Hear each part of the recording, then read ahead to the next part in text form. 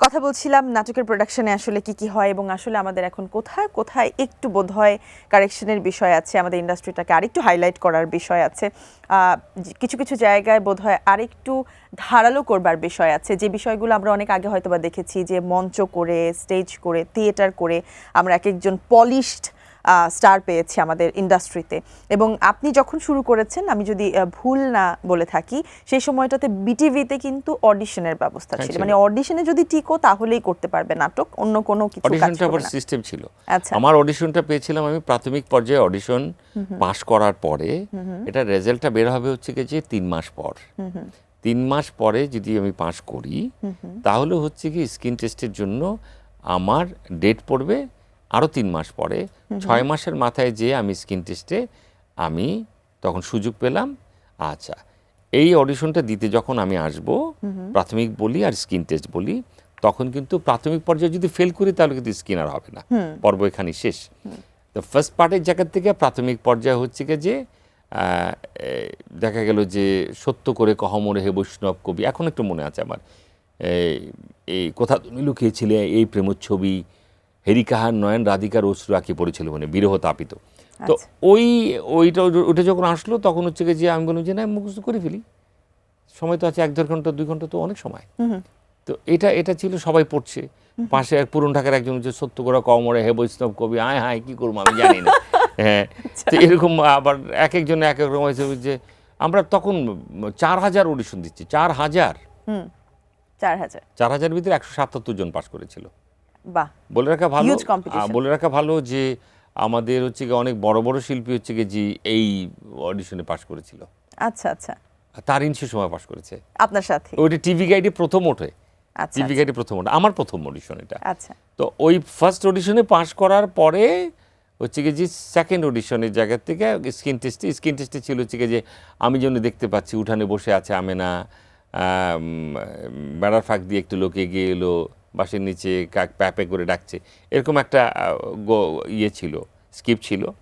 তো একটা পর্যায়ে আমাকে আতিকুল হক চৌধুরী, নামি দামি যারা, তারা স্ক্রিন দেখছেন, এবং মানুষগুলো সেরকম কিছু ছিল। দেখেন আপনি, Kamaluddin Nilu sir, Atikul Haque Chowdhury sir, Aziz Misir, Momtazuddin sir, আমি তাদেরকে পেয়েছিলাম। আমার বড় সৌভাগ্য।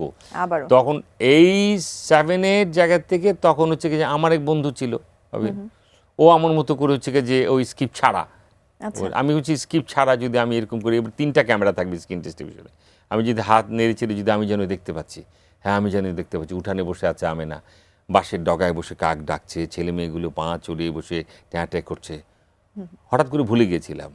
ভুলে যাওয়ার পরে আমি গেলাম যে হঠাৎ বেড়ার ফাঁক দিয়ে একটি লোক এগিয়ে এলো, ইম্প্রোভাইজিং বেড়ার ফাঁক দিয়ে একটু লোক এগিয়েছে, হঠাৎ এই জায়গায় পজটা একটু সাজাতে হলো আর কি। আচ্ছা, এত আলগোছে যেন হাওয়ায় পা ফেলে এলো, আমি যেন দেখতে পাচ্ছি, হ্যাঁ আমি যেন দেখতে পাচ্ছি। তখন হচ্ছে কি যে মমতা স্যার বলছে ফার্স্ট ক্লাস, কি অভিনয়টা করলো, আসলে আমি ভুলে গেছিলাম ওই জায়গাটা থেকে।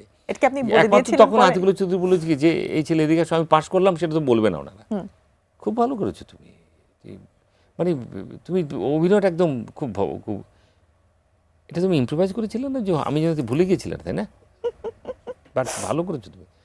তো আমার পরে আমার ফ্রেন্ড ঢুকার পরে সে 2 লাইন বলি, সে মানে তাকে ওখান থেকে বারবার টপ গিয়ে বলছিল যে আপনি স্ক্রিপ্ট দেখে পড়ুন, একটা পর্যায়ে ফেল করার পর ভীষণ মন খারাপ করলো, আমার খুব মন খারাপ হলো যে আমি পাস করেছি, ফেল করেছি।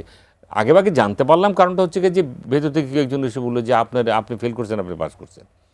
তো আমি কেন বললাম যে অডিশনের জায়গা থেকে আমি এই যে পরীক্ষা দিয়ে পাস করা, এটা 4000 জন অডিশন দিয়েছে এবং 177 জন টিভি গাইডে আবার উঠলো, টিভি গাইডটা নিয়ে যাচ্ছি, সবাইকে দেখাচ্ছি ফ্রেন্ড সার্কেলের ওই জায়গা থেকে। আগের একটা নাটকের জায়গা থেকে ব্যাপারটা হচ্ছে রেসপন্সটা সকালে চলে আসতো, সকালে বের হতাম, আর রেসপন্স সকালে বের হতো, একটি চ্যানেল তো একটি, ওইটা আসলে ওইটা তো থাকবেই, তাই না। এখনকার জায়গা থেকে অনেক ভালো ভালো নাটক কিন্তু আপনি দেখতে পান না, খেয়াল করে দেখবেন যে এই নাটকটা কিভাবে মিস করলাম। একটা প্ল্যাটফর্মের, ওটিটি প্ল্যাটফর্মে একটা ভালো ভালো কাজ, আপনি আমি এটা দেখিনি, কেউ বলতেই পারবো না, এটা একটু কাটতে হবে ভাইয়া, ওই যে মাইক্রোফোনে লাগছে ওইখান থেকে। এখনকার জায়গা থেকে অনেক ভালো ভালো নাটক কিন্তু আপনার চোখের আড়ালে চলে যাচ্ছে, ধরেন আমি যেই চ্যানেলে কাজ করছি সেই চ্যানেলেই কিন্তু দেখা গেল কি এরকম একটি ভালো নাটক আপনি দেখেননি, খারাপ লাগে না?